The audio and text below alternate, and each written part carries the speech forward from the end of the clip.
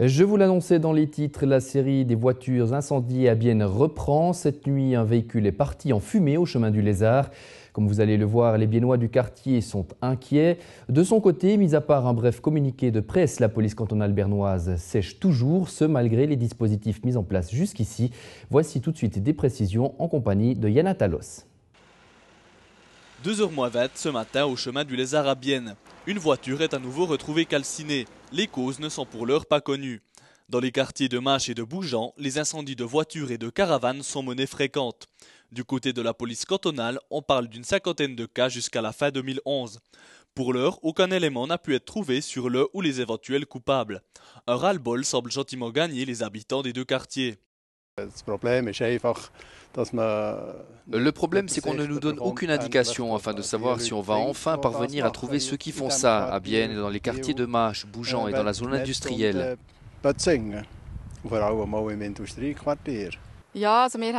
Nous avons notre auto dans le garage souterrain, mais on a quand même peur, car il peut aussi s'y passer quelque chose. Ça fait quand même du souci. Et par exemple, aussi pour des visites qui viennent parquer ici, sur des places de parc, c'est très proche, et donc ça fait peur quand même. L'incendie de la nuit dernière au chemin du Lézard est tout proche de la zone où les autres incendies ont été provoqués.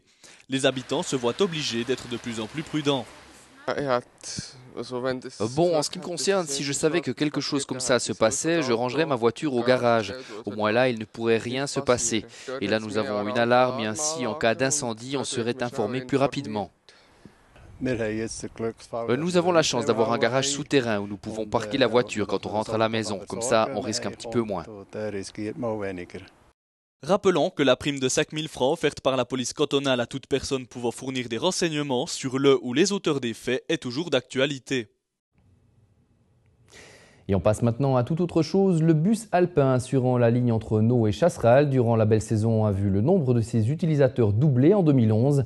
Ainsi, près de 1600 personnes l'ont emprunté cette année pour se rendre sur le point culminant de la région. Et on poursuit ce journal avec nos nouvelles en bref. Il sera question de sport à Granges et de développement urbain à Nido. L'information est définitive et est issue du Grenner Tagblatt. Il n'y aura pas de coupe horlogère de football cet été à Granges. Ceci est dû à la construction du vélodrome de la ville soleroise. Bienne, Soleure et Thun étaient envisagés en tant qu'alternative. Toutefois, le patron de l'organisation du tournoi, Sacha Roufer, a préféré renoncer à cette option. Selon lui, le tournoi est bien trop lié à Granges. De plus, la collaboration avec les autorités étant excellente, il ne souhaite pas la dégrader.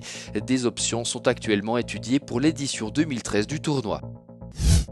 Des nouvelles constructions devraient voir le jour d'ici à 2014 sur une friche industrielle située sur la rive sud de la Thielle à Nido. Les bâtiments actuels y seront détruits et laisseront leur place à 4 immeubles d'habitation.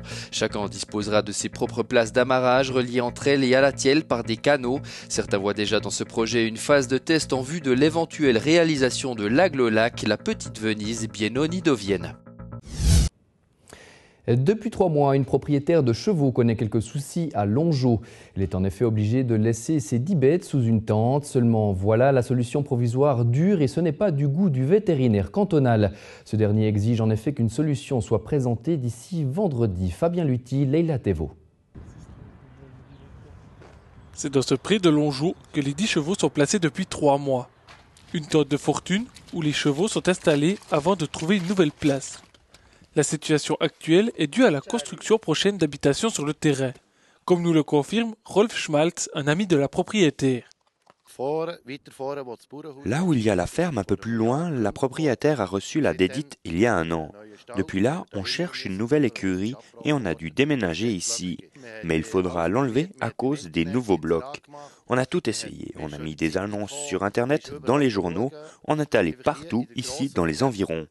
On ne trouve rien. On a cherché durant 1 année intensivement. Rolf Schmaltz et la propriétaire essaient de trouver un nouveau toit pour les bêtes.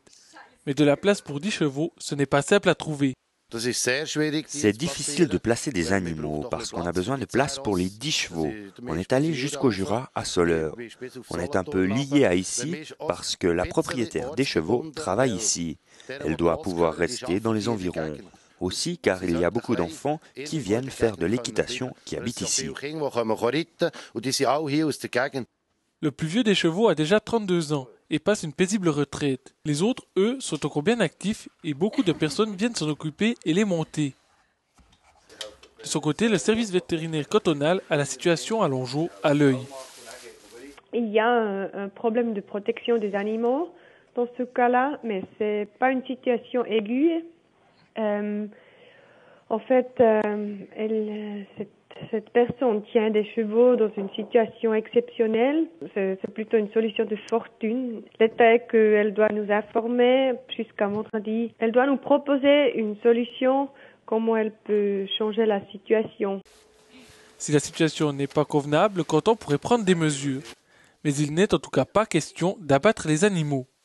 Dans ce cas concret, on n'a pas de raison. Les chevaux sont sains, c'est-à-dire s'il n'y a pas un problème avec le cheval, les chevaux eux-mêmes, il n'y a aucune raison pour les abattre.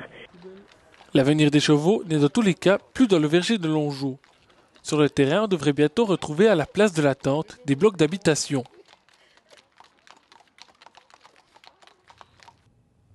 Et si vous connaissiez quelqu'un ou si vous pensez pouvoir aider Suzanne Flukiger, vous pouvez appeler le numéro qui s'affiche au bas de votre écran. Il s'agit du 079 454 88 51. Et c'est avec cette dernière information que nous refermons ce journal. Si vous souhaitez voir ou revoir l'un de nos reportages, un seul site internet, télébilingue.ch. Quant à moi, je vous retrouve dans un instant pour prendre des nouvelles de la bourse. À tout de suite.